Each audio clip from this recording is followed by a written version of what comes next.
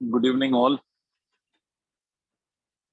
Good As evening. I remember, last day we had started discussing numerical based on Yes, sir. conservation of mechanical energy, right?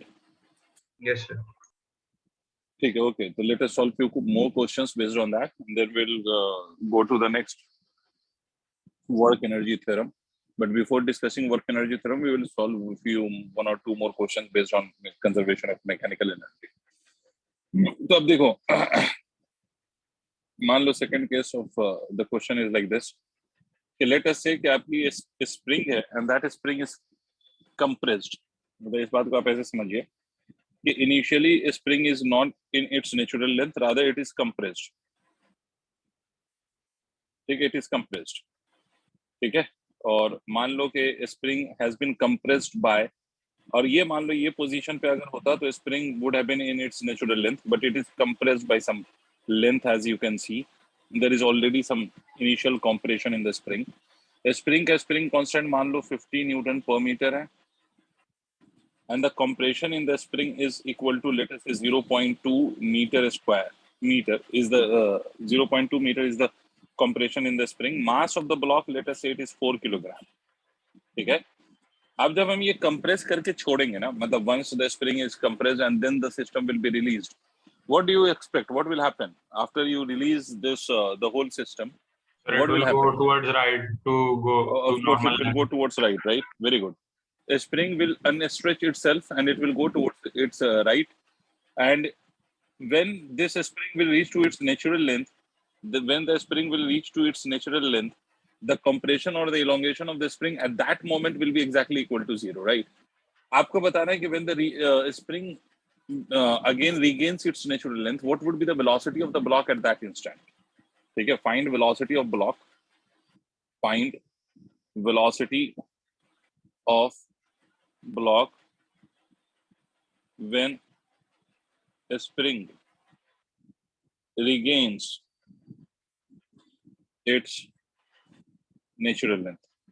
Once the spring regains its natural length, what would be the velocity of the block in this case? कोई मुझे बताएगा how to solve this question now? Sir करने हैं पहले फिर बताना है या फिर बता दें अभी? जो कैलकुलेशन में it may take time, so मैं ऐसे ही पूछ लेता हूँ आपसे कि आपका क्या अप्रोच होगा to solve this problem. Sir पहले हम force applied by spring on block निकाल लेंगे. Force applied by spring on the block, फिर क्या करेंगे? सर फिर उस फोर्स को मास ऑफ ब्लॉक से डिवाइड करके एक्सेलरेशन निकाल लेंगे. अच्छा, चलो एक बार इक्वेशन लिख के मुझे बताओ. एक बार आप लोग इक्वेशन लिख के बताओ.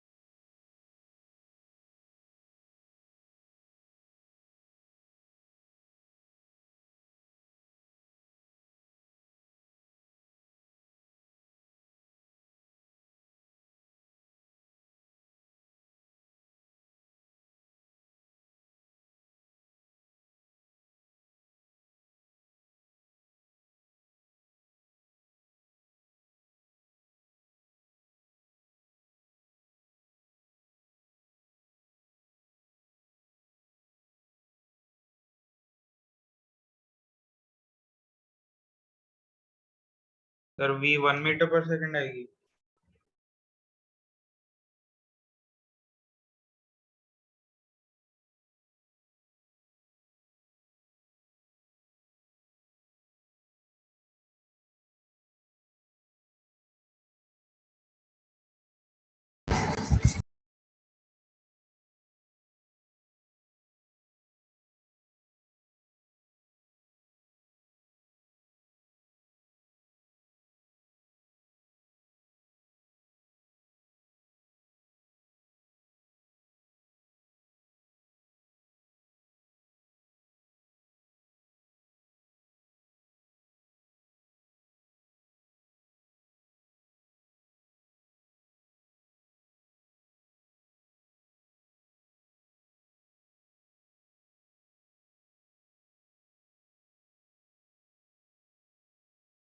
आंसर सबने सॉल्व कर लिया क्या?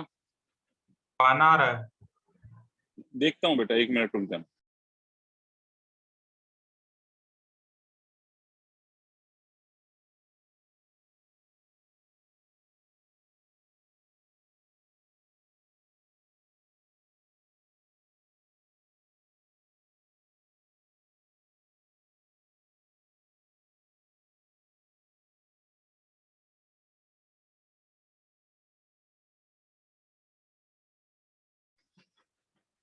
देखो, सबसे पहली बात, जब स्प्रिंग कंप्रेस्ड है तो मैं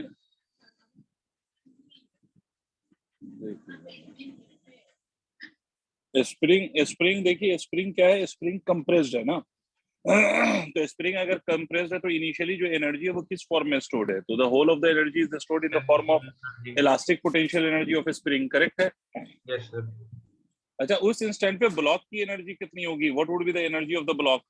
तो ब्लॉक के पास एक ही एनर्जी हो सकती थी यहाँ पर, because block is not moving in the vertical direction, it can only move in the horizontal direction. तो अगर ब्लॉक वर्टिकल डायरेक्शन में मूव नहीं कर रहा है, it is only moving in the horizontal direction, it is only moving in the horizontal direction, तो उस case में क्या होगा?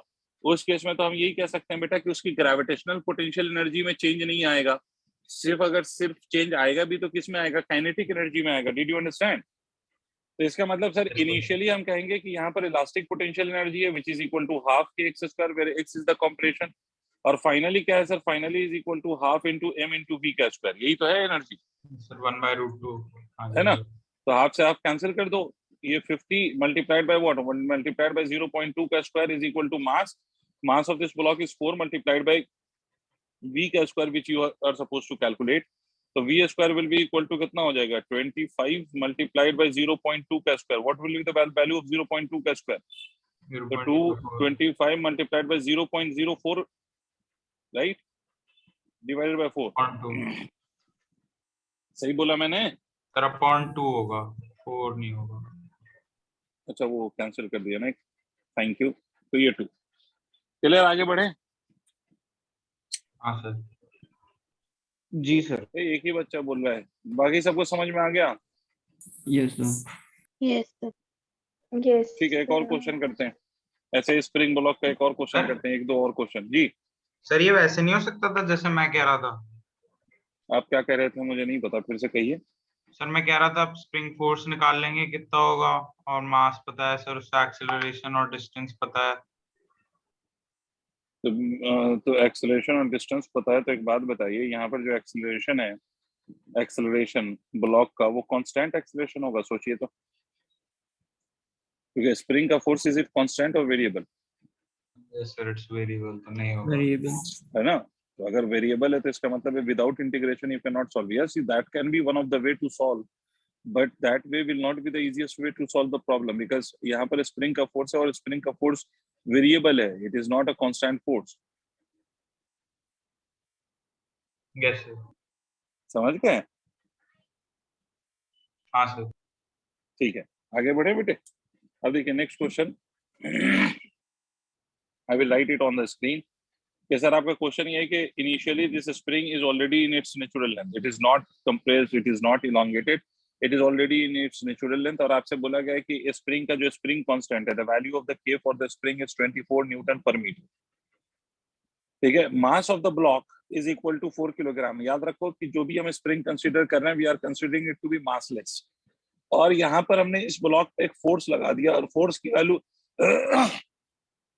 इस ब्लॉक पे हमने एक्सटर्नल फोर्स लगा दिया, और फोर्स की वैल्यू कितनी है बेटे? 10 न्यूटन। अब अगर आप फोर्स लगाओगे ब्लॉक पे तो this block will move, and due to this block और this motion of this block what will happen? The spring will be elongated. What do you say? आपसे कहता है कि इसको हमने मूव कराया till the spring gets elongated by 0.5 metre. कितने से इलोंगेट हो गई? 0.5 मीटर। समझ में आई बात? तो after the spring is elongated by 0.5 metre, at that instant what would be the velocity of the block? Find velocity of block when spring has an elongation of 0.5 metre. ठीक है, question लिखिए, मैं बताता हूँ।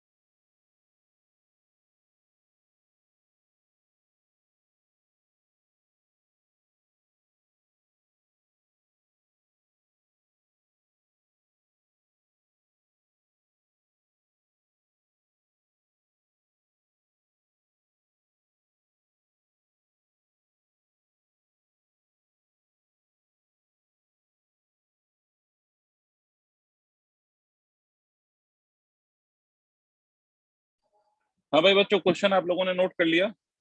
Yes, sir. Yes, sir.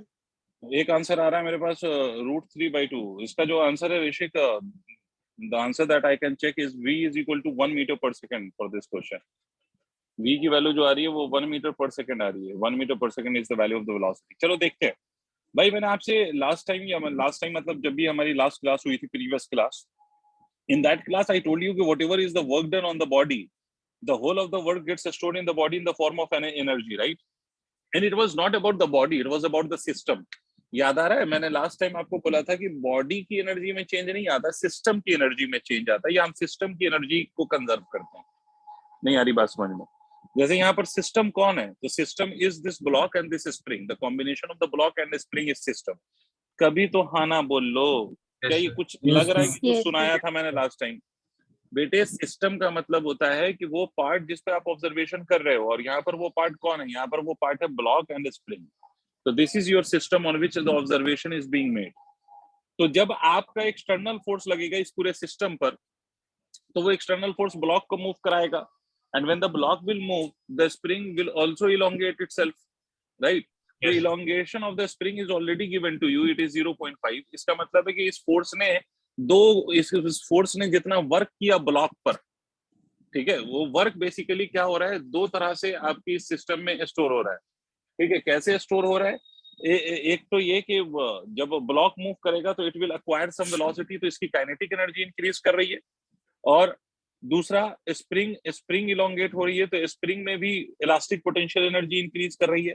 इसका मतलब आप यहाँ पर कह सकते हैं कि work done by force is nothing but the energy stored in the spring due to its elongation, and energy stored in the block due to its velocity. ठीक है, तो ये हो जाएगा सर आपका half kx² plus of half mv²। Did you understand बेटा? हाँ ना बोलो। अब देखो, आपने फोर्स कितना लगाया बेटा? फोर्स लगाया 10 न्यूटन, तो ब्लॉक में डिस्प्लेसमेंट कितना हुआ होगा बताओ?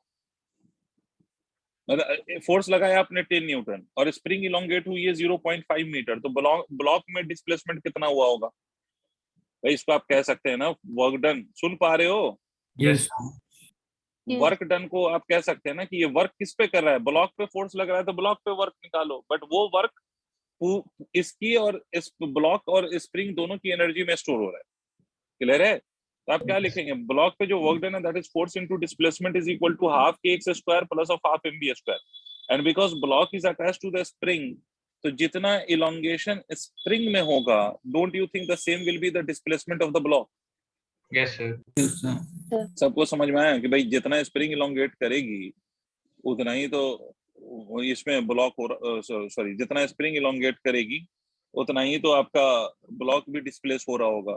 तो इसीलिए हम दोनों में x की वैल्यू 0.5 रख सकते हैं। और फोर्स की वैल्यू कितना है? 10। तो 10 into 0.5 is equal to half into k की वैल्यू बेटे आपको गिवन है 24 मल्टीप्लाइड बाय 0.5 का square plus of half into mass of the block is given as 4 multiplied by क्या? मल्टीप्लाइड बाय v का स्क्वायर। ये आपको गिवन है। 0.5 को you can write it as 1/2, तो 0.5 1/2 and this 1/2 will cancel out from everywhere। तो ये 0.5 को 1/2 लिख सकते हैं ना, तो इसीलिए दोनों साइड पे 1/2 को हमने कैंसिल कर दिया, तो 10 हो जाएगा ये, राइट? कोई तकलीफ बेटे? No, sir. और यहाँ पर आपका ये 24 into 0.5 into 0.5, what would be the value of 0.5 into 0.5? भाई 0.5 into 0.5 बराबर कितना आ गया? 0.25। Yes, sir. ठीक है, तो 0.25 प्लस ऑफ कितना हो गया बेटा? प्लस ऑफ 4v² हो गया। अब इसको सॉल्व करो तो 0.25 मल्टीप्लाइड बाय 24 करना है, तो 0.25 मल्टीप्लाइड बाय 24 करोगे ये 6 आएगा, तो ये हो जाएगा 10 minus of 6 is equal to 4v², that is equal to 4 is equal to 4v²। इसका मतलब है v² इज इक्वल टू 1 और v is equal to 1 metre पर second. I hope everyone has understood this. Sir, Yes, sir. जी sir, बताइए sir. Sir ये relation फिर से समझा दो, समझ नहीं आया कैसा। Work done by force is equal to potential भाई एनर्जी। अगर मान लीजिए कि आपने डायरेक्टली स्प्रिंग पे अगर फोर्स लगाया होता और स्प्रिंग को इलोंगेट करते हैं, ठीक है, तो आप क्या कहते हैं कि जितना फोर्स वर्क करेगा वो सारा का सारा वर्क किसमें स्टोर हो जाएगा? इन स्प्रिंग में स्टोर हो जाएगा इन the form of its elastic potential energy. यही तो कहते हैं आप। सोचिए हाँ सर। अब यहाँ पर because we have a block also connected to that of the spring and you are applying the force on that of the block. You are not applying the force directly on the spring, rather you are applying the force on the block, right? बोलो हाँ या ना? हाँ sir. तो अब जब आप force लगा रहे हो तो फोर्स जब आप लगाओगे तो क्या होगा? जब फोर्स आप लगाओगे तो आपका ब्लॉक भी मूव कर रहा है and the displacement through the which the block has moved by the same value the spring will be elongated eight the same time. Yes sir. जितना ब्लॉक मूव हुआ है उतना ही तो स्प्रिंग में भी इलोंगेशन हुआ है. सही कह रहा हूँ? हाँ सर। तो ब्लॉक मूव हुआ उतना ही स्प्रिंग में भी इलोंगेशन हुआ. सीधी सी बात है. तो इसका मतलब है कि जो फोर्स है उसका जो वर्क होगा उस वर्क ने क्या किया होगा? उस वर्क ने ब्लॉक को भी मूव कराया होगा और स्प्रिंग को भी इलोंगेट किया. तो इसका मतलब है कि ब्लॉक की वेलोसिटी बढ़ाया वर्क ने, फोर्स ने, right, by doing some work on the block as well as by doing some work on the spring. नहीं आई बात समझ में? भाई जो फोर्स ने वर्क किया है वो वर्क सिर्फ स्प्रिंग को इलोंगेट कर रहा है या ब्लॉक को भी वेलोसिटी प्रोवाइड कर रहा है सर? ब्लॉक को भी कर रहा है प्रोवाइड। तो मतलब ब्लॉक की काइनेटिक एनर्जी बढ़ा रहा है और स्प्रिंग की elastic potential energy of the spring को बढ़ा रहा है. बोलिए. Yes sir. ठीक है. इसका मतलब क्या मैं ये कह सकता हूँ कि वर्क जो हो रहा है यहाँ पर, हाँ work which sir, is force being done divide on हो द जाएगा। ब्लॉक, हाँ, वो डिवाइड इक्वली नहीं होगा. मतलब हाँ सम मतलब पार्ट उनका ऑफ, सम इक्वल रहेगा। हाँ, हजम हुआ. मतलब हाँ इन सर। इन दोनों के सम के बराबर होगा. Yes sir. सबको समझ में आ गया तो प्लीज इसको नोट करिए. आगे बढ़ते हैं.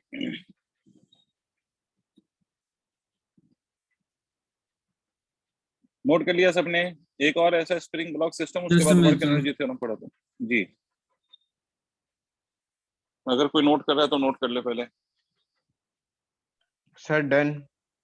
डन. चलिए साहब, एक और ऐसा क्वेश्चन, देखूं कितना दिमाग चलता है आप लोगों का. मान लीजिए कि सर ये कोई पैन है, massless pan, and this is a spring.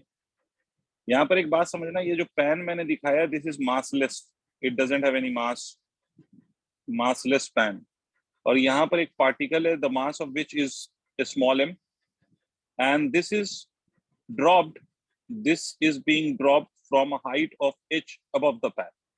ये h height above the pan से इसको, मतलब पैन के ऊपर कितना ऊपर है ये पार्टिकल? m मास, मतलब सॉरी h हाइट ऊपर है, और h हाइट ऊपर से हम इस पार्टिकल को ड्रॉप कर रहे हैं और पार्टिकल का मास इज स्मॉल m. आपसे कहता है कि after the particle hits the pan, particle आया और पार्टिकल आने के बाद क्या करेगा? पैन से टकराएगा. तो आपसे कहा जा रहा है कि पैन से टकराने के बाद it sticks to the pan. Pan से टकराया और पैन से क्या कर गया? चिपक गया. समझ रहे हो? पैन से टकराया और पैन से टकराने के बाद it sticks to the pan. Did you understand? पहले ये बताओ. यस Yes, सर। sir. ठीक है. Yes, sir. तो अब बेटा एक Yes, बात sir. बताओ कि जब ये स्टिक कर जाएगा पैन के साथ, तो पैन के साथ स्टिक करेगा तो पैन अब मासलेस नहीं रहेगा, पैन का मास विल बिकम m. अब सोचो अगर कोई ये स्प्रिंग हो, मान लीजिए ये स्प्रिंग है और इस पर आप कोई ऑब्जेक्ट रख दें, तो आपको नहीं लगता कि ये स्प्रिंग कंप्रेस हो जाएगी? Yes, सोच sir. के देखिए. Yes, sir. ये Yes, तो sir. लॉजिकल है ना, क्योंकि इस ब्लॉक का जो वेट है वो किस पे लगेगा? ये ब्लॉक का वेट स्प्रिंग पे लगेगा और स्प्रिंग को कंप्रेस कर देगा. सही? Yes sir. Yes sir. ठीक है, कंप्रेस कर देगा. बहुत बढ़िया. तो ऑब्वियसली यहाँ पर भी क्या होगा? यहाँ पर भी ये स्प्रिंग कंप्रेस होगी, और जब स्प्रिंग कंप्रेस होगी तो बाय सम लेंथ कंप्रेस होगी. तो आपसे पूछा जा रहा है कि what will be the compression in the spring after this particle sticks to the pan. Did you understand? Yes sir. Yes, sir. आप क्वेश्चन का स्टेटमेंट लिख लीजिए. Particle is dropped from height h above the pan. Particle is dropped from height h above the pan. From height h above the pan.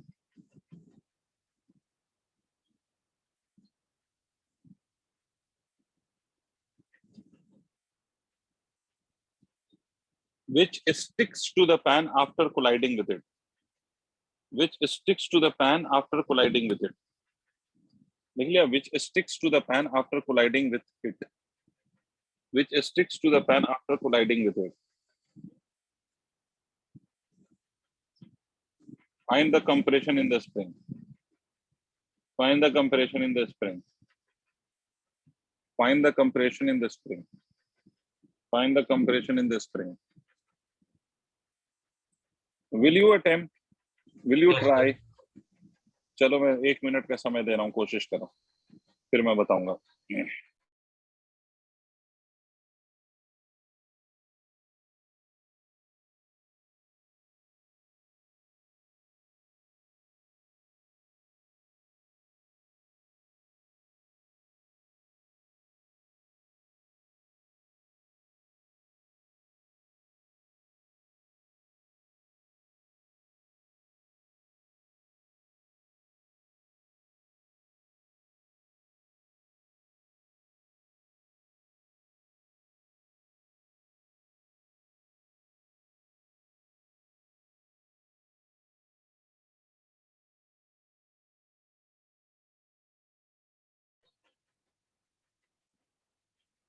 Root 2 mgh by k is the answer given to me by Rishik. No, Rishik, answer is not root 2 mgh by k. देखिए मैं बताता हूँ, सुनिए. यहाँ से मान लीजिए कि pan will obviously, now with the particle, it will obviously compress the spring by some length, and let's say the compression is x, मान लेते हैं. तो मैं यहाँ से कह सकता हूँ कि जहां से आपने पार्टिकल को ड्रॉप किया था वहां से you can take this total length has to be h plus of x. Is it clear? Yes, sir. भाई आपने जहां से पार्टिकल को ड्रॉप किया, फ्रॉम दैट पोजीशन अगर हम देखें तो this particle has travelled a total distance of h plus of x. Spring में कंप्रेशन जो हमने माना है दैट इज x. क्लियर? अब बस सीधा सीधा काम ये करो कि बेटा यहाँ पर आप इसी को रेफरेंस लाइन मान लो. ध्यान से सुनना. You consider it as to be your reference line. अब पूरे सिस्टम में क्या चीजें हैं बेटा, सारे बच्चे इस बात को समझिए जो मैं बार बार कह रहा हूँ. मेरा सिस्टम क्या है? मेरा system has one spring, one pan, and one particle. But where pan is massless, so because pan is massless, so we will not consider its any form of its energy. Matlab, we will not consider its gravitational potential energy, neither the kinetic energy, because it is massless. And as long as the body is massless, it will have neither. It will possess neither the potential energy and nor the kinetic energy. Did you understand? Because both has mass in it. mgh is the formula for the potential energy and half mv square is the formula for the kinetic energy. If the mass is 0, then don't you think both of the energy will become equal to 0? Yes, sir. बोलो. इसका मतलब है कि बेटा अगर मैं इस line को, if I consider this as to be the reference line, so with respect to this reference line, the particle is already at a height of h plus of x, right? Because जहां पे मैंने reference line माना है, मैंने कहां पे माना है? After the compression in the spring, wherever the particle is now, that I have considered, or that point I have considered as my reference line. Is it clear? Please everyone respond. Yes, Yes, sir. sir. तो वहां पे हमने reference line अगर माना है, तो इस reference line के रिस्पेक्ट में जो इनिशियल पोजीशन थी पार्टिकल की जो इनिशियल पोजीशन थी उसको मैं h प्लस x कह सकता हूँ. इसका मतलब जब पार्टिकल यहाँ पर था तो इस रेफरेंस लाइन के रिस्पेक्ट में मैं ये कह सकता हूँ it will be having only gravitational potential energy. मतलब जब पार्टिकल यहाँ पर था तो उस इंस्टेंट पे आपकी स्प्रिंग कंप्रेस्ड नहीं थी. उस इंस्टेंट पे आपकी स्प्रिंग नेचुरल लेंथ में थी. तो because the spring was in its natural length, तो अगर पार्टिकल मतलब स्प्रिंग अपने नेचुरल लेंथ में थी तो उस केस में क्या कह सकते हैं हम कि because the spring was in its natural length, तो स्प्रिंग में कोई इलास्टिक पोटेंशियल एनर्जी तब तो नहीं मानी जाएगी. इस पोजीशन पे समझ गए? बोलो. इस पोजीशन को मैं ए कह लेता हूँ और इस पोजीशन को मैं बी कह लेता हूँ. नाउ एट बी, बिकॉज आपने रेफरेंस लाइन बी पे ही माना है. Adyan Rahman by unmuting your mic please respond to me. आपने because you have considered the reference line exactly at the point B, तो मुझे ये बताओ कि अगर आपने reference line exactly point B पे माना है तो what would be the gravitational potential energy of the particle at that point B? What will be the value of gravitational potential energy of the particle at point B? Adyan, can you hear me? Can you please unmute your mic? Yes, sir. Okay, just tell me. Okay, the second point that I have shown to you in this second diagram, which this point I'm calling it as B, I have considered the reference line at B itself. So when the particle is at this reference line, what will be its gravitational potential energy at the end? Kindly tell me the value of the gravitational potential energy of the particle when it is at B. कौन बता रहा है?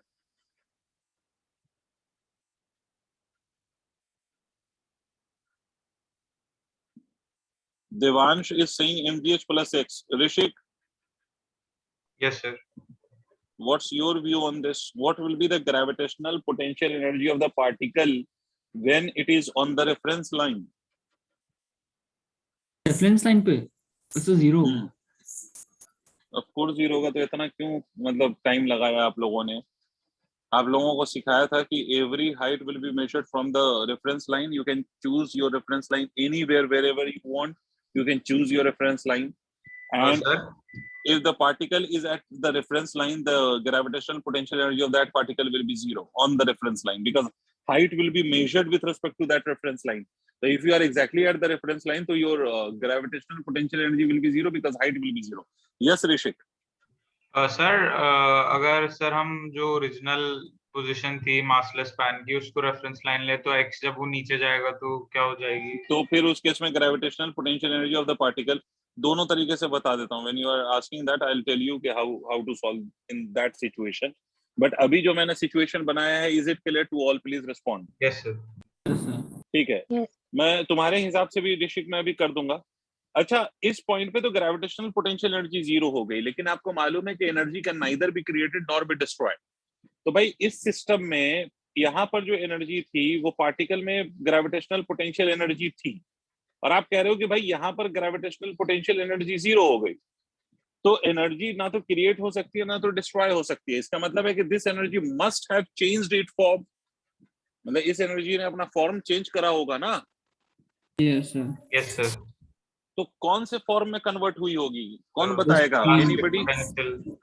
Elastic potential energy of spring. भाई spring में खुद ही energy नहीं आ गई, वो ग्रेविटेशनल पोटेंशियल एनर्जी है जो कन्वर्ट हुई है इन the form of elastic potential energy of the spring.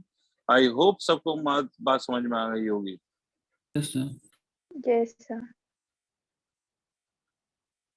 तो आप सिंपली यहाँ पर लिखेंगे, जो मैंने मेथड लिया है उसके अकॉर्डिंग आप लिखेंगे mg into height was h plus of x. this is the energy of the system in the form of gravitational energy of the particle. मतलब ये पूरे सिस्टम की एनर्जी यहाँ पर किस फॉर्म में थी? सिर्फ gravitational potential energy of the particle के फॉर्म में. और बी पॉइंट पे पूरे सिस्टम की एनर्जी ने अपना रूप क्या बना लिया है? Elastic potential energy of the spring में कन्वर्ट हो गई है. तो आप लिखेंगे हाफ के x square, where K is the spring constant which I forget to write. तो एनीवेज, तो this what you are supposed to calculate, you had to calculate the value of compression in the spring, right? Yes yes sir. क्या पूछा मैंने सवाल में? Compression पूछा है ना? यस सर x बताना. ठीक है, कंप्रेशन पूछा है तो कंप्रेशन निकाल लो. तो कंप्रेशन अगर आप निकालोगे तो क्या लिखोगे? mg, it will form a quadratic equation as you can see. mgx is equal to half kx square, or you can write this equation also as x square,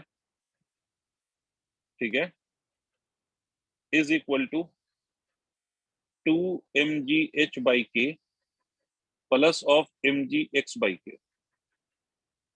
ठीक है, तो इसको मैं ऐसे भी लिख सकता हूँ, X square minus of mg by kx minus of 2 mgh by k is equal to 0. Correct है बच्चों? Yes sir. Yes sir. Do you know the formula for the quadratic equation? Alpha and Yes, beta, sir. Two roots are there, right? Plus minus root b Yes, sir. Very good. So x will be equal to minus of b. This is the b in this equation. So minus of b. So minus of minus mg by k will become plus. भाई minus of b होता है और यहाँ पर b ही negative है, तो this will become mg by k simply, right? Plus of x पे भी 2 आएगा ना कहाँ पर? सर जो हाँ, x हाँ. पर में. Sorry, my mistake. Yes, there will also be a 2. तो पहले इसको नोट कर लीजिए. I'm running short of space in this case. तो पहले आप यहाँ तक नोट करिए, उसके बाद I'll write the next step, which is basically the final solution. और उसके बाद फिर जो ऋषिक कहना चाह रहा है उसके अकॉर्डिंग मैं इसी चीज को सॉल्व करके इक्वेशन बताऊंगा.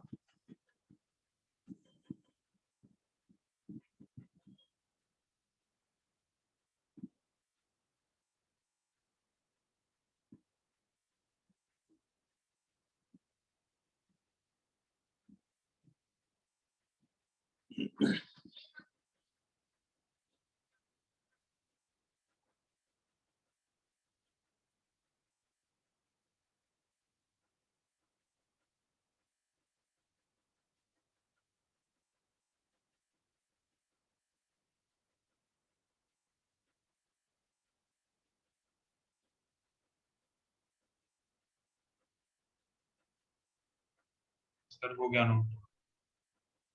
Okay, so finally we can write the value of x by using the formula of quadratic equation, which says x will be equal to 2 mg by k plus of under root of b square. b का square करोगे इसका मतलब है 4 mg square by k square minus of 4ac. 4 into a is nothing but 1 और c की value कितनी है sir? so c की वैल्यू है minus of 2 mg h by k. This is the value of c divided by 2 into a. तो a is 1, तो it will be simply 2. Rest you can simplify, I guess. इसको आप लिख सकते हो 2 mg by k, ठीक है। और यहाँ पर अगर आप देखें तो इन दोनों में अगर आप ध्यान से देखें सर, एक बात समझे, यहाँ पर भी 4 है और यहाँ पर भी 4 है। ये 4 मैं कॉमन ले लूं, तो अगर मैं ये 4 कॉमन ले लूंगा तो रूट के बाहर इसको लाओगे तो रूट के बाहर आके ये 2 हो जाएगा। ये सही कह रहा हूँ? ये सर, और If something is 4 in under root, right? Yes. और ये वाला जो है अंदर क्या रह जाएगा? तो you will have this as mg का स्क्वायर by k स्क्वायर, ठीक है। और ये वाला हो जाएगा plus of twice of mgh by k divided by 2, and this 2 and this 2 will get cancelled out. तो फाइनल जो सोल्यूशन है आपके x का, that final solution would be x is equal to what? mg by k plus of under root of mg by k का whole square plus of what? Plus of 2 mg h by k. Is it clear? Yes sir. This will be the final solution. So please note it down so that I can give you the another way of solving the same problem जो ऋषिक कहना चाह रहा है।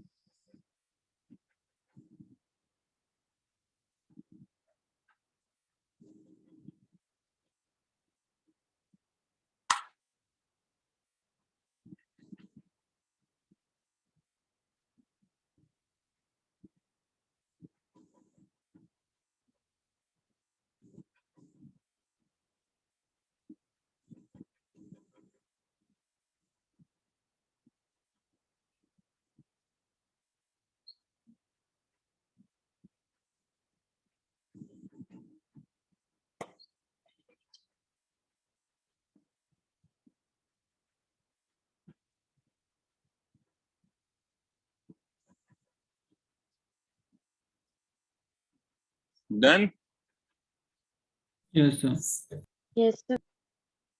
मैं इसको erase कर रहा हूं। अब इसको देखो, आपको जैसे बोला गया कि you can take the reference line anywhere in the space, तो अगर मैं उसी की बात कर लूं तो आप देखिएगा जो ऋषिक साहब ने बोला कि साहब अगर मैं इसको हटा देता हूं सेकंड वाला diagram so that you don't get confuse with this. तो अगर सर मैं यहाँ पर इसी को रेफरेंस लाइन मान लूं, the initial position of the pan, इसको मैं रेफरेंस लाइन कह लूं अपने लिए, तो इस केस में कैसे लिखूंगा? तो इस केस में when this will be considered as reference line, the particle will have gravitational potential energy above the reference line as well as below the reference line. देखो, this is the initial situation when the particle sticks to the pan, the spring gets compressed by some length and that length is x. इतने length से क्या हो जाएगा? Spring compress हो जाएगी। तो इतने लेंथ से अगर स्प्रिंग कंप्रेस हो जाएगी तो क्या होएगा सर? इतने लेंथ से स्प्रिंग कंप्रेस हो गई। तो अब जब ये पार्टिकल यहाँ पर पहुंचा है तो इसकी अब ग्रेविटेशनल पोटेंशियल एनर्जी आप जीरो नहीं लिखेंगे। अब इसकी आप ग्रेविटेशनल पोटेंशियल एनर्जी जीरो नहीं लिखेंगे। अब जीरो क्यों नहीं लिखेंगे सर आप? बिकॉज ये रेफरेंस लाइन पे अगर एग्जैक्टली देखो जहां पर पार्टिकल है, अगर उसी को हम रेफरेंस लाइन मान लें तब हम उसके रिस्पेक्ट में कहेंगे कि हाइट जीरो है। बट अगर वो पॉइंट नहीं माना जा रहा है रेफरेंस लाइन, तो फिर हम ये नहीं कहेंगे कि हाइट जीरो है। तो फिर तो हमें हाइट ऑब्जर्व देखनी पड़ेगी। अगर हम रेफरेंस लाइन के ऊपर हाइट मेजर कर रहे हैं तो that will be the positive, and if we are measuring the height below the reference line तो that height will be taken as negative। तो यहाँ पर देखिए, यहाँ पर आप एनर्जी कैसे लिखेगा? जब ये सिस्टम है when the particle is being dropped, when the spring was not compressed, तो ये mgh is the initial gravitational potential energy of the particle। Finally आप जब एनर्जी लिखेंगे तो क्या लिखेंगे? फाइनली आप एनर्जी लिखेंगे finally the spring is compressed by x, तो half K x square is the elastic potential energy in the spring. फिर क्या लिखेंगे?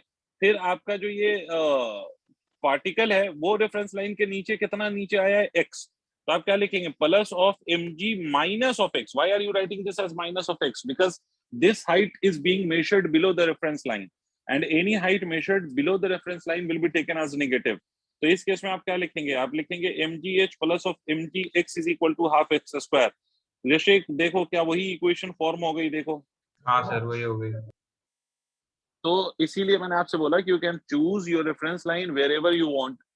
कहीं पर भी आप जहां पर भी चाहें वहां पर रेफरेंस लाइन अपना अज्यूम कर लें और उसके रिस्पेक्ट में आप बात कर लें.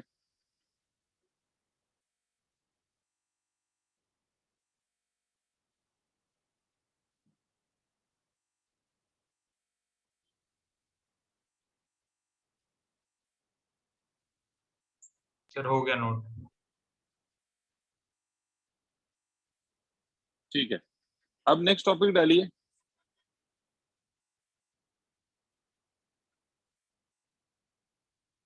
Work energy theorem. अब नेक्स्ट टॉपिक डालें आप लोग, work energy theorem. Work energy theorem. अब देखो मैंने आपको कंजर्वेशन ऑफ मैकेनिकल एनर्जी जो अभी तक हम कर रहे थे बेटा, हमने लास्ट क्लास में डिस्कशन किया था और अभी तक जो हमने किया, that is basically based on conservation of mechanical energy. And in this case I told you कि mechanical energy, that means the total potential energy and the total kinetic energy will remain conserved if and only if the force acting is conservative in nature. मतलब अगर जो force act कर रहा है वो force कौन सा फोर्स है, कंजर्वेटिव फोर्स है, तो उस केस में क्या होएगा, उस केस में आपका जो मैकेनिकल एनर्जी है वो कंजर्व रहेगा. अदरवाइज मैकेनिकल एनर्जी कंजर्व नहीं रहे. अब इसका मतलब है कि अगर फोर्स कंजर्वेटिव, सिर्फ और सिर्फ कंजर्वेटिव है तभी मैकेनिकल एनर्जी कंजर्व रहेगा. इसका मतलब है कि if there is some other forces also acting on the particle at the same time, तो उस केस में हम ये कह सकते हैं कि भाई उस केस में मैकेनिकल एनर्जी कंजर्व नहीं होगी. ये तो मतलब हुआ कि अगर इसका मतलब है कि sir if only if and only if the conservative force is acting on the system then its mechanical energy will remain conserved. तो इसका दूसरा मतलब क्या है कि if there is some other force other than conservative force acting on the system, तो उस case में फिर मैकेनिकल एनर्जी कंजर्व नहीं है. Did you understand? Yes, sir. Yes sir. जैसे मान लो कि अगर mg सिर्फ लग रहा है, if there is only one force which is mg, तो हम कहेंगे मैकेनिकल एनर्जी कंजर्व्ड है. अगर मान लो कि जैसे mg भी लग रहा हो और स्प्रिंग फोर्स भी लग रहा हो, तब भी हम कहेंगे मैकेनिकल एनर्जी कंजर्व्ड है, बिकॉज mg भी और स्प्रिंग फोर्स भी दोनों ही फोर्स कंजर्वेटिव नेचर के हैं, तब भी हम मैकेनिकल एनर्जी को कंजर्व कह सकते हैं. बट अगर मान लीजिए कि mg लग रहा है या स्प्रिंग फोर्स लग रहा है और साथ साथ फ्रिक्शन भी लग रहा है, तो friction is not a conservative force. Friction is basically a non conservative force in nature, right? तो उस केस में आप ये नहीं कहेंगे कि अब सर मैकेनिकल एनर्जी कंजर्व होगी. Then the conservation of mechanical energy will fail in that case. ठीक है, तो what comes for your rescue is work energy theorem. और वर्क एनर्जी थ्योरम क्या कहता है? वर्क एनर्जी थ्योरम कहता है कि work done by all the forces acting on a body is always equal to change in the kinetic energy of the body. लिखिए work energy theorem का statement लिख लीजिए. वर्क एनर्जी थ्योरम का statement लिख लीजिए कि work done by all the forces acting on a particle, work done by all the forces acting on a particle, work done by all the forces acting on the particle is equal to the change in its kinetic energy. Work done by all the forces acting on the particle is equal to change in its kinetic energy. Work done by all the forces acting on the particle is equal to the change in its kinetic energy.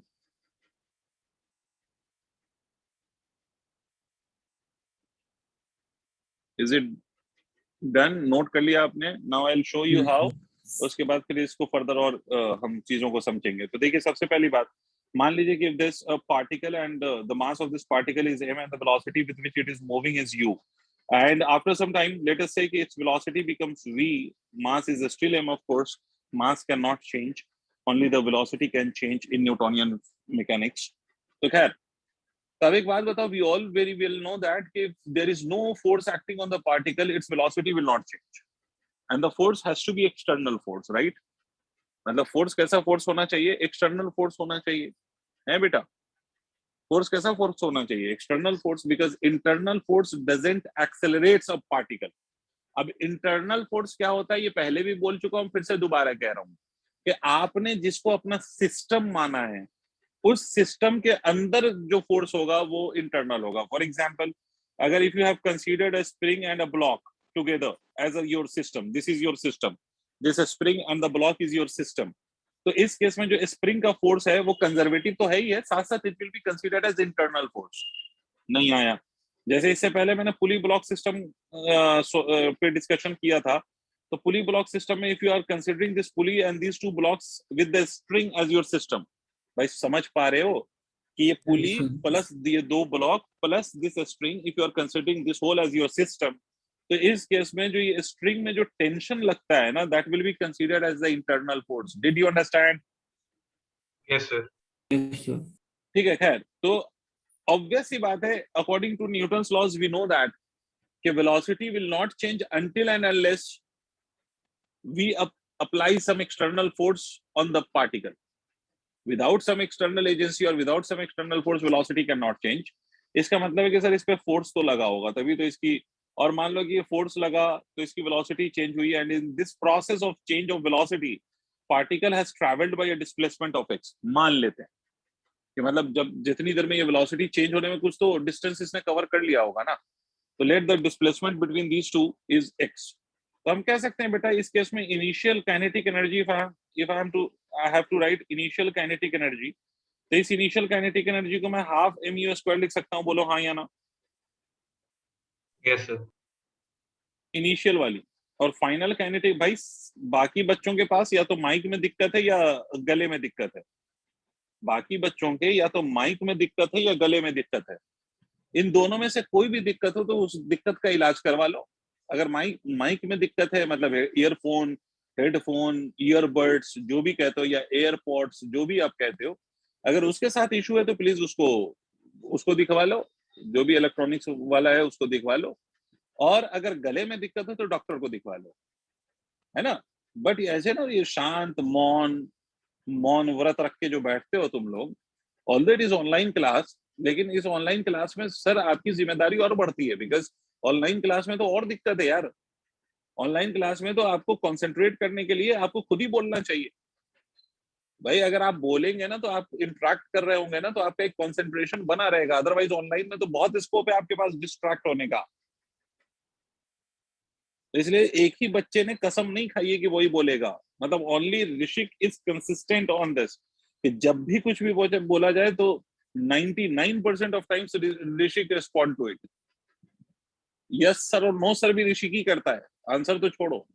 बाकी लोग यहाँ पर जो मतलब बुत बन के बैठते हो, मतलब एकदम शांत होके बैठते हो, वो प्लीज ये हरकत छोड़ो।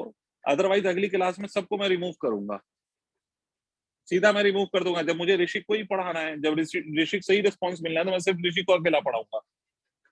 आप लोगों को कह के थक गया हूँ, ढीठ हो एकदम। चलिए भाई, काइनेटिक एनर्जी फाइनल कितनी होगी? What will be the value of the kinetic energy in the final situation? Half mv². सीधी बात है, हाफ mv²। तो एनर्जी का डिफरेंस अगर हम निकालें, चेंज इन काइनेटिक एनर्जी, तो हमें मालूम है change in kinetic energy is equal to kinetic energy final minus of kinetic energy initial. वैसे भी याद रखिए, किसी भी क्वांटिटी के चेंज का मतलब होता है final value of that quantity minus of initial value of that quantity. ठीक है, half mv² minus of half mu², ठीक है, is equal to change in kinetic energy. ठीक है, तो ये हाफ m आप कॉमन ले लीजिए, this is v² minus of u², this is the change in kinetic energy. We have studied one equation of motion, if you can recollect.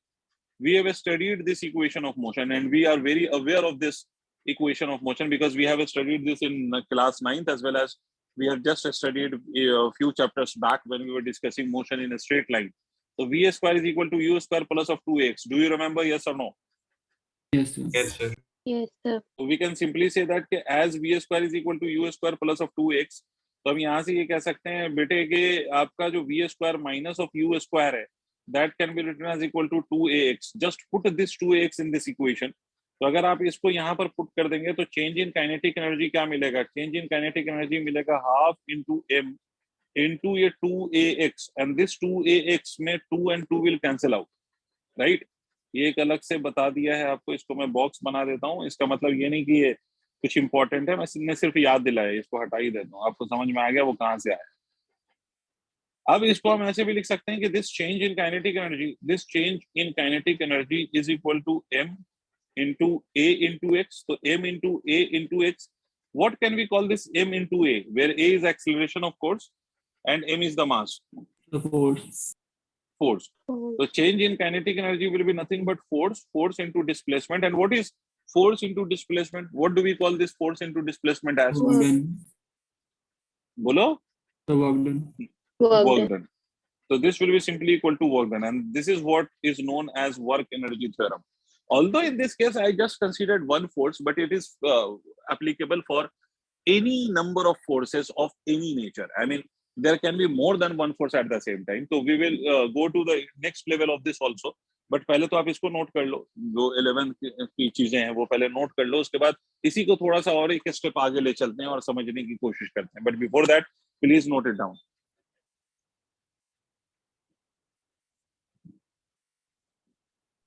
Sir ये जो आपने बनाया ऊपर फोर्स का वो बनाना है? It depends on you whether you want to draw this or not. Okay sir. वैसे ये तो बात समझ में आ ही रही है कि I'm talking about this particular particle जिसकी इनिशियल वेलोसिटी u है, फाइनल वेलोसिटी v है. तो अगर इतना सा बना जी लोगे सर, तो आ कोई रही है बहुत सर. ज्यादा दिक्कत तो नहीं आएगी.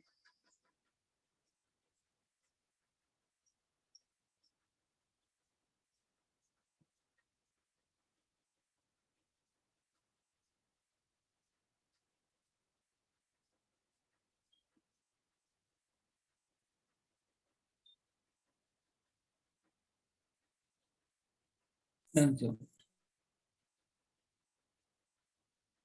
हो गया? Yes sir. चलो इसी को एक लेवल और ऊपर समझते हैं.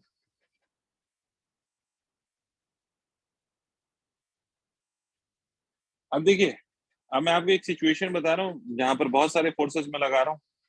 तो वर्क एनर्जी थ्योरम के साथ एक बात याद रख लीजिए कि इसकी कोई लिमिटेशन नहीं है. जैसे मैकेनिकल एनर्जी या कंजर्वेशन ऑफ मैकेनिकल एनर्जी के साथ एक लिमिटेशन है.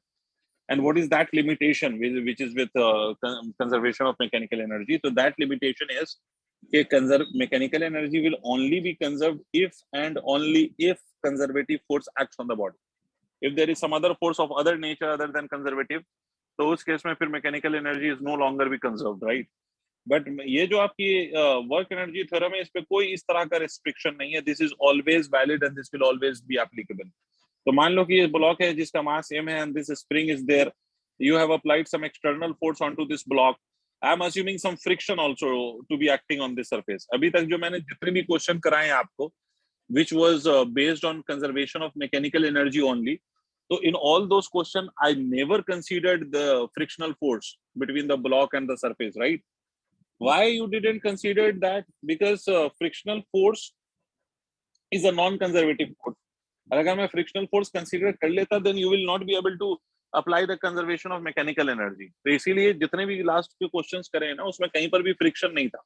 Now, once I have studied this work energy theorem, now I am free to tackle this friction also, right? क्यों? क्योंकि हमें एक बात पता है कि mechanical energy conserve हो या ना हो, work energy theorem is always valid. तो देखो, मान लो कि if the block is being moved upwards, this friction is acting downward, ठीक है, और block is being moved upward, तो spring will be elongated and hence spring force will act in the downward direction. One more force will be mg there. Mg will also be acting on this block in the downward direction. So you can see I have used 4 forces in this situation, right? कितने force हैं? External force लगाया ऊपर, नीचे क्या क्या लग रहा है? Spring force is there, mg is there and frictional force is there.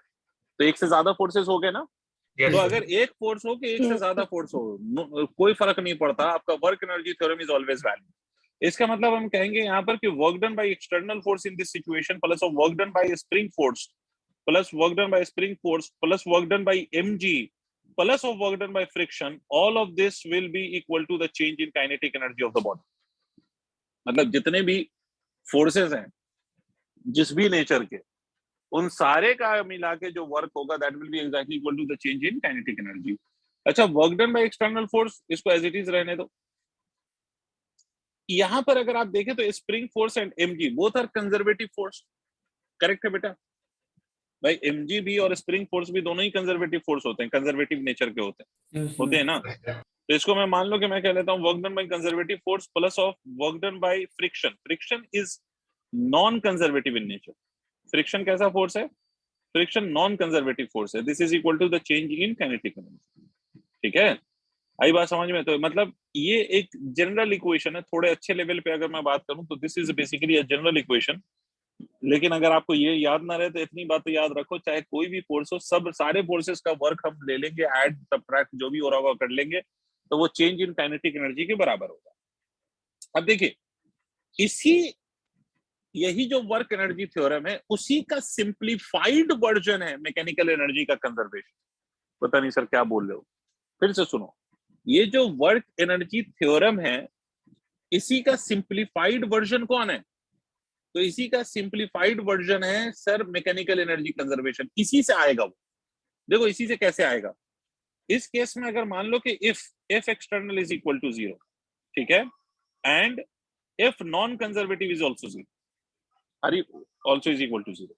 बात समझ गए? मतलब इसमें अगर मैं इस केस में मान लूं कि एक्सटर्नल फोर्स भी 0 है, और सर कौन सा फोर्स 0 है, और सर एक दूसरा फोर्स भी 0 which is non conservative force, तो सिर्फ कौन सा फोर्स बचा? कंजर्वेटिव। कौन सा फोर्स बचा? तो सिर्फ और सिर्फ कंजर्वेटिव। कंजर्वेटिव बचा। ठीक है, तो work done by conservative force in this particular situation will be equal to change in kinetic energy. Tell me yes और नो। Yes, sir. हमें मालूम है कि work done by conservative force, ये मैंने सिखाया समझाया था, as work done by conservative force. How can we write this work done by conservative force? So work done by conservative force can be written as negative of change in potential energy. Say something. Yes, sir. ये मैं सिखा चुका हूं, अगर आपको नहीं याद आ रहा तो please go through the notes of previous class, you will find this result. तो खैर, तो work done by conservative force की जगह मैं लिख दूं minus of delta U is equal to delta के।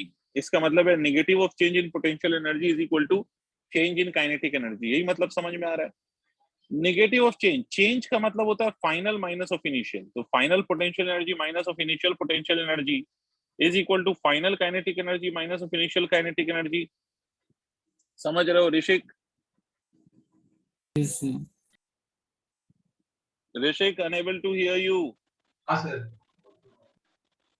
माइनस से मल्टीप्लाई कर लूं तो ये क्या हो जाएगा, minus of U F plus of U I is equal to kinetic energy final minus of kinetic energy initial. ये ऐसा आ जाएगा। अब यहां से देखिए, इसको फर्दर लास्ट स्टेटमेंट देखिएगा। अब मैं यहां से लिख रहा हूं, देखिए ये इनिशियल काइनेटिक एनर्जी और इनिशियल पोटेंशियल एनर्जी को एक साथ रख देते हैं। Potential energy and initial kinetic energy, I am keeping it together. इसी तरह से final kinetic energy and final potential energy, I will be keeping it together. ठीक है, और आपने क्या बोला था? आपने यही तो बोला था कि sum of potential and kinetic energy is called as mechanical energy. Correct है बेटा? Yes sir. Yes, sir. Yes. तो इसका मतलब यही तो हो गया, mechanical energy initial is equal to mechanical energy final. ये तो आया, बट ये Yes. रिजल्ट कब आया? वर्क एनर्जी थ्योरम से ये रिजल्ट कब निकला? वर्क एनर्जी थ्योरम से ये रिजल्ट तब निकला जब there is only one force or the force is of conservative in nature. If there is more than one force where we have conservative force, along with the conservative force, if we have more different type of forces also, like non-conservative force and external force, then in that case ये mechanical energy काम ही नहीं करेगी। फिर तो यही होगा, work done by all the forces equal to change in kinetic energy। समझ रहे हो? तो ये Sir, इसी का सिंप्लीफाइड रिजल्ट है जो सिर्फ और सिर्फ तभी यूज होगा when you only have the conservative force acting. Yes, मैं कुछ सर कहना आपने चाह यहाँ रहा पे था UI प्लस KE फाइनल लिख रखा है, वो इनिशियल होगा। जी, कैसे पूछिए। सर आपने जो डिराइव कर रखा है ना, उसमें initial potential energy plus kinetic energy final को ऐड कर रखा है। अच्छा, वो एफ काट दो, आई कर दो, नाउ इट्स ओके राइट। इसको नोट कर लीजिए जो भी मैंने लिखा है, because you will not find this in general books, तो इसलिए इसको नोट कर लीजिए ताकि आपको कभी भी ये समझ में आ जाए कि वर्क एनर्जी थ्योरम और कंजर्वेशन ऑफ मैकेनिकल एनर्जी के साथ क्या सिचुएशन होती है।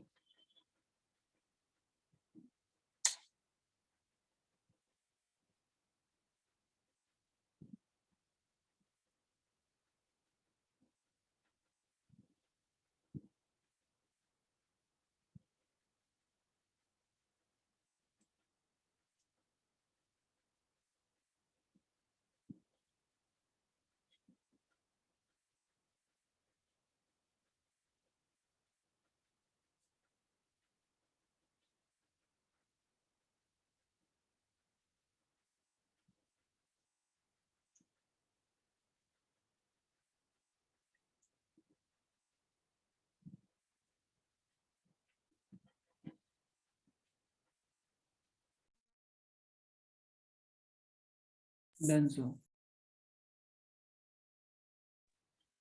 ओके, सबने नोट कर लिया हो तो मैं इरेज करूं? यस सर, कर लिया। Yes. चलिए, तो let me erase this now and let us proceed with this. ठीक है, तो चलिए sir, now I'm erasing it. Now we are in position to see question based on this, where you cannot apply the conservation of mechanical energy, which will not be done by conservation of mechanical energy. देखो, मैं एक चीज जो बच्चों को समझाता हूँ वो ये है बेटा, कि मैं तो ये कहता हूँ कि भाई मैकेनिकल एनर्जी को तो याद ही मत रखो कि अगर कंफ्यूजन हो रही है कि भाई लगेगा कि नहीं लगेगा, तो मैं तो ये कहता हूँ कि सीधा तुम कुछ मत करो, you always apply the work energy theorem. हमेशा क्या अप्लाई कर लो? Work energy theorem, Yes, because mechanical energy has got its limitation, right? But work energy theorem hasn't got any limitation in it. इसका मतलब है कि मैकेनिकल एनर्जी अप्लाई हो कि ना हो, वर्क एनर्जी थ्योरम तो हर जगह होगा। और वर्क एनर्जी थ्योरम लगाने का तरीका ये कि जो भी फोर्सेस अवेलेबल है उसका वर्क डन कैलकुलेट करिए और उसको चेंज इन काइनेटिक एनर्जी से बराबर इक्वेट कर लीजिए, बस इतना ही करना होता है। अब कैसे करना होता है, जैसे देखिए, जैसे मैं आपसे कह लूं कि मान लीजिए सर यहाँ पर एक ब्लॉक है, यहाँ पर ये ब्लॉक है, जिस ब्लॉक का मास मान लेते हैं कि mass of this block is equal to 4 kilogram, and this block I pushed this block with a velocity of, let's say, 10 meter per second. I pushed this block with a velocity of 10 meter per second. It has a mass of 4 kilogram, and I pushed this block with a velocity of 10 meter per second, and this surface is rough.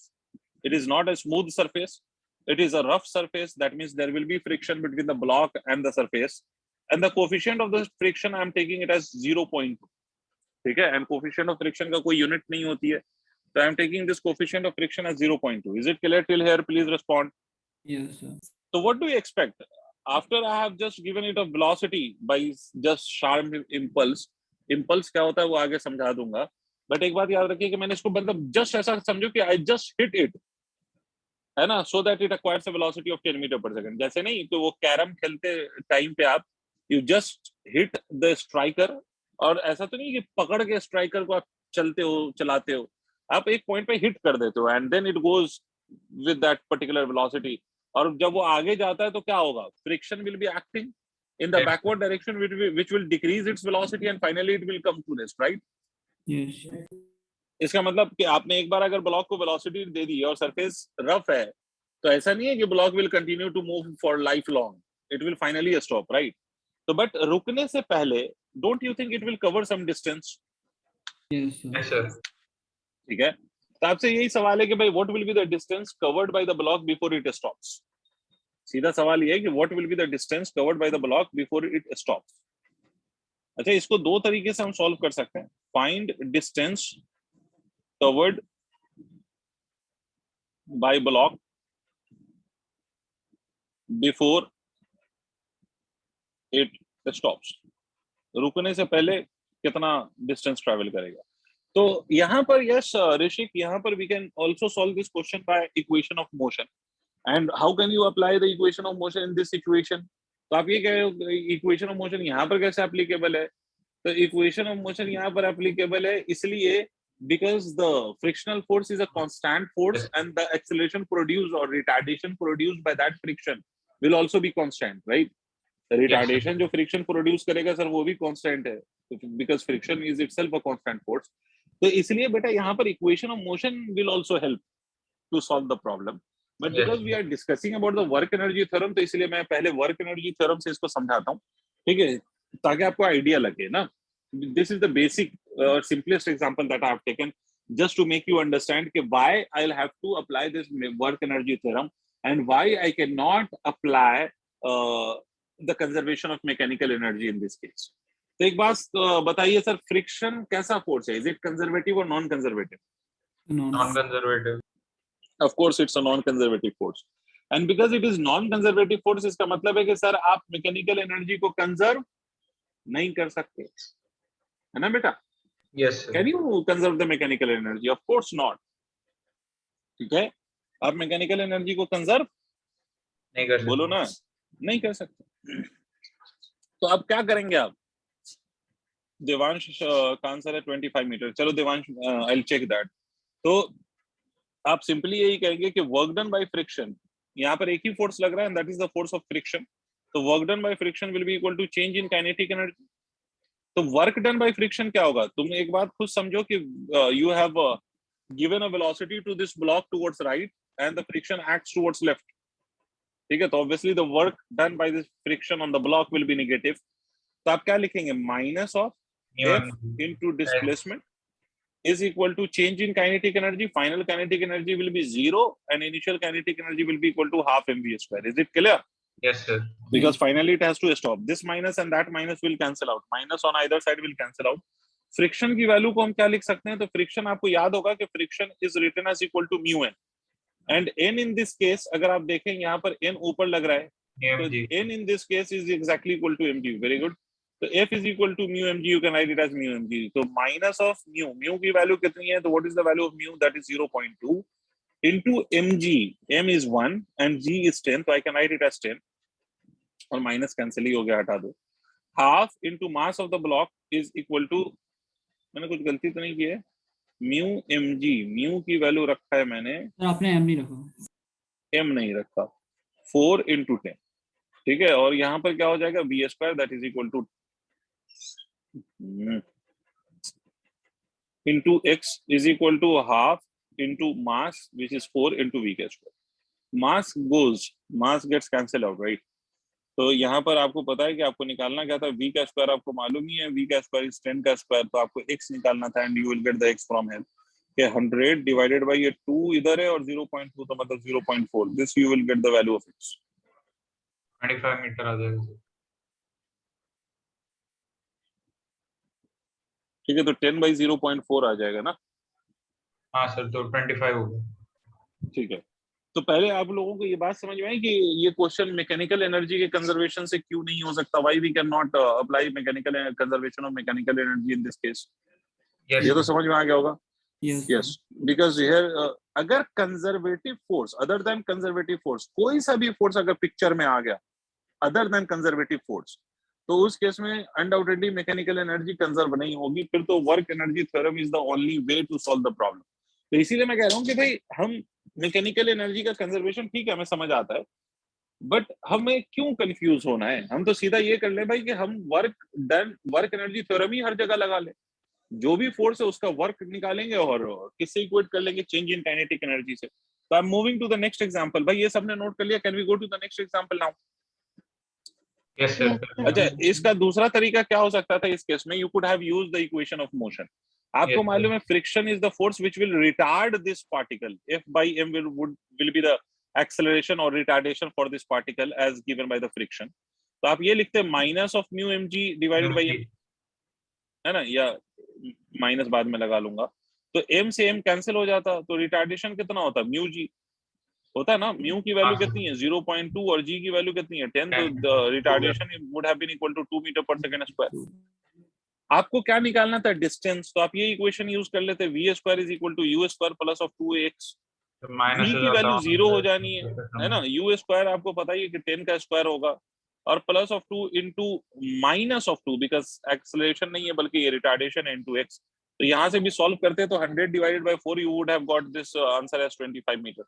Yes. Yes, है ना? मैंने entry किया था. But बच्चे यहाँ पर आपके equation of motion would have been helpful to you, because यहाँ पर जो आपका फोर्स है that is constant force, and the acceleration provided by that force will also be constant. तो एक्सेलरेशन या रिटार्डेशन अगर कांस्टेंट है, then and only then you can apply the conservation of you can use the equation of motion, otherwise तो नहीं use कर सकते. ठीक है, चलिए sir, moving to the next example. I am taking one more example. Let us say कि sir, late us से मैं फिर से एक स्प्रिंग ले लेता हूं, and let that spring B compressed initially, and I am saying कि ये स्प्रिंग का natural length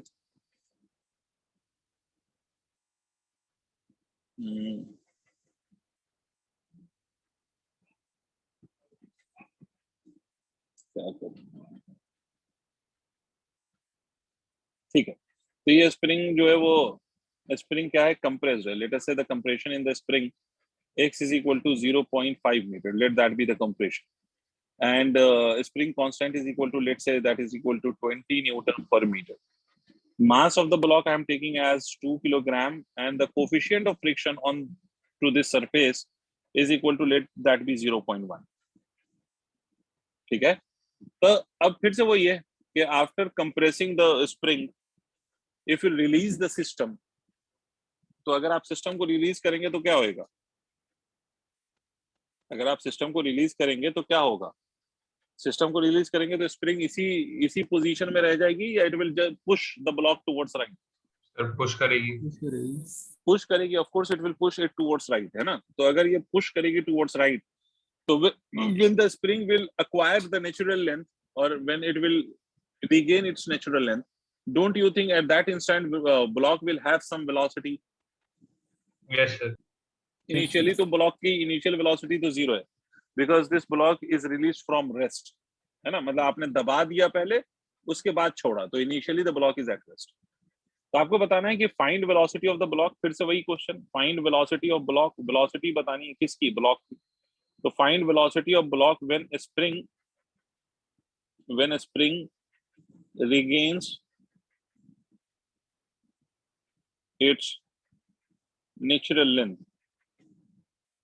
when a spring क्या कर ले, अपने नेचुरल लेंथ को रीगेन कर ले. ठीक है, when a spring regains its natural length. अब देखो, ऐसा ही क्वेश्चन मैंने आज इससे पहले भी करा है, आज ही हमने इससे पहले भी ऐसा ही क्वेश्चन करा है ना. अब फिर से मैं वही वैसा ही क्वेश्चन करा रहा हूँ, बट दोनों में डिफरेंस किस बात का है, फ्रिक्शन का.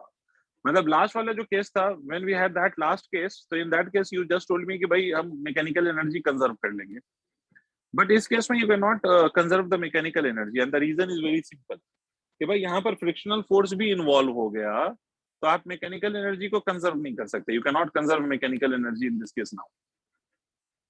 करेक्ट? Yes sir. तो जब आप मैकेनिकल एनर्जी को कंजर्व नहीं कर सकते because due to the friction, तो जाहिर है कि वर्क एनर्जी थ्योरम ही आप अप्लाई करोगे. और वर्क एनर्जी थ्योरम कैसे अप्लाई करोगे, work done by all the forces will be equal to change in kinetic energy of the block, right. अब यहाँ पर एक बात समझने वाली है, work done by all the forces, what are the forces which is acting on the block in this situation that I have just taken. कौन-कौन सा फोर्स है इस ब्लॉक पे? External or sir spring force. Yes, friction as well as the spring force. अच्छा, एक बात बताओ कि स्प्रिंग फोर्स ब्लॉक को किधर, स्प्रिंग फोर्स ब्लॉक पे किधर लग रहा होगा, राइट और left? In which direction do you think the spring force will act on the block? Towards right or towards left?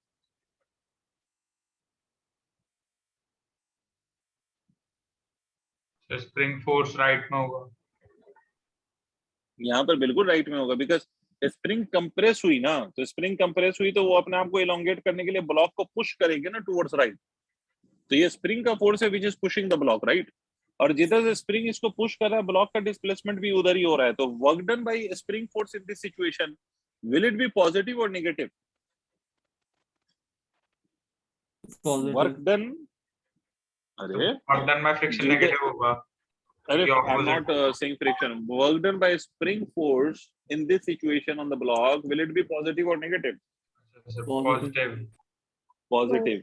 और ये याद रखो कि मैंने आपको लास्ट क्लास में कहा था कि स्प्रिंग की जो पोटेंशियल एनर्जी होती है, स्प्रिंग की पोटेंशियल एनर्जी, वो पॉजिटिव भी हो सकती है और नेगेटिव भी हो सकती है. लेकिन जो वर्क डन होता है, work done by the spring, sorry मैंने गलत बोल दिया. स्प्रिंग की जो पोटेंशियल एनर्जी होती है, that will always B positive, but work done bye जो स्प्रिंग होता है वो पॉजिटिव भी हो सकता है और निगेटिव भी हो सकता है, डिपेंडिंग ऑन कि फोर्स किस डायरेक्शन में लगा है और वो ब्लॉक किस डायरेक्शन में मूव हुआ है। तो यहाँ पर जिस डायरेक्शन में force is acting on the block, in the same direction the block is also moving. तो इसीलिए यहाँ पर वर्क डन बाय जो स्प्रिंग फोर्स है वो पॉजिटिव है। And what is the formula for the work done by the spring force? तो जो formula potential energy, elastic potential energy का है, the same is the formula for the work done by the spring also. Spring का जो work done होता है उसका formula और पोटेंशियल एनर्जी का फॉर्मूला इज सेम। इसका मतलब what can you write here? You can write it as half के x square, this is the work done by the spring. ठीक है, बट फ्रिक्शन का वर्क डन अभी भी कैसा है, पॉजिटिव और negative? In which direction do you think the frictional force will be acting on the block? It will be negative. Of course it will be negative, and friction will still be acting towards left because friction will be opposing the motion of the block. तो ये आप लिखेंगे minus of F into x। ठीक है, ये दो work हो गए, work done by spring plus work done by friction, this will be equal to change in kinetic energy. So half into m into v square is the final kinetic energy for the block, but the initial kinetic energy of the block will be 0. Am I correct?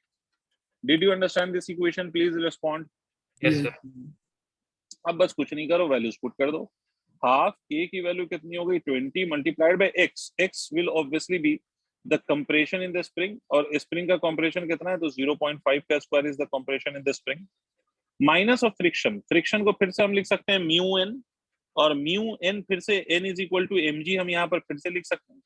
तो ये 0.1 और m g will be 20 into x.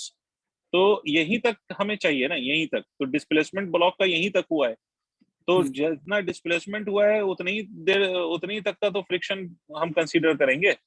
Work done by friction तो हम उतना ही तक consider करेंगे ना जितना हम ब्लॉक का डिस्प्लेसमेंट चाह रहे हैं।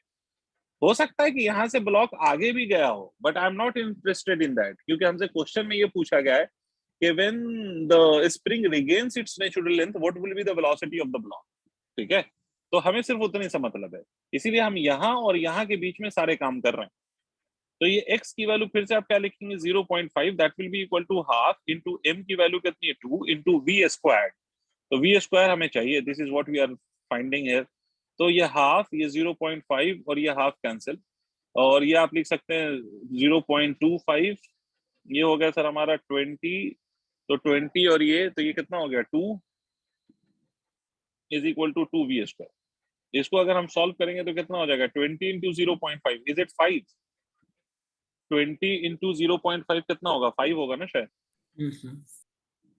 5 minus of 2 will be equal to 3. 3 is equal to 2v square. So from this I can claim that v is equal to under root 3 by 2. See if I am correct with the simplification, please cross verify it. मेरा भी सही है।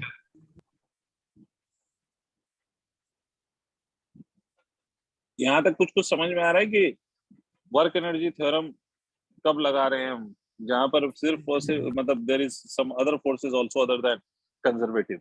और वैसे मैं आपको ये suggest करूंगा कि आप तो हर सिचुएशन में just apply the work energy theorem, don't get confused between the work energy theorem and the conservation of mechanical energy. आप तो सीधा याद रखिए कि भाई हर जगह हम वर्क एनर्जी थ्योरम लगाएंगे। अगर कोई फोर्स नहीं है तो उस फोर्स का वर्क डन 0 होगा, और अगर वो भी फोर्स है तो उसका भी वर्क डन हम ले लेंगे, सीधी बात है। तो उतना कंफ्यूज करने की कोई जरूरत नहीं। इसको नोट कर लीजिए प्लीज। Done, sir. हो गया? Yes, sir. एक मिनट सर कर रहा हूँ। हाँ हाँ, नोट कर लो।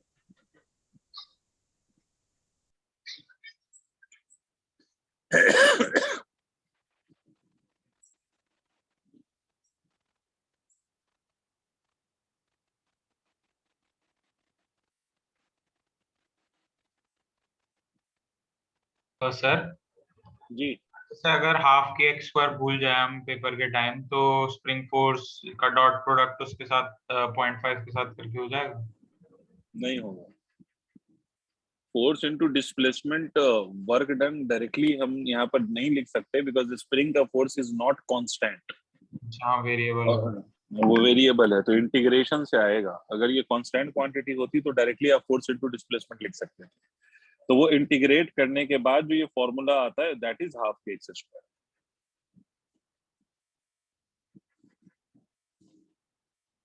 समझे सर? जो Yes. इंटीग्रेट करने के बाद, तो इसका मतलब है कि you can not forget this formula, ठीक है? You will have to remember, because, और ये रिमेम्बर मतलब आप याद रख सकते हो because elastic potential energy of spring का भी यही फॉर्मूला है और वर्क का भी यही फॉर्मूला है। तो पोटेंशियल एनर्जी ऑफ स्प्रिंग याद रखोगे तो वर्क तो वैसे ही याद रहेगा स्प्रिंग का। Yes, sir. Clear? Yes sir. ठीक है, तो आज इतना ही रहने दीजिए, इसको समझिए, और नेक्स्ट क्लास में एक दो तीन क्वेश्चन और हम करेंगे related to this work energy theorem, and in the next class we will be discussing the last topic of this chapter which is collision. ठीक है, जो आपने पढ़ा होगा शायद, elastic collision, inelastic collision,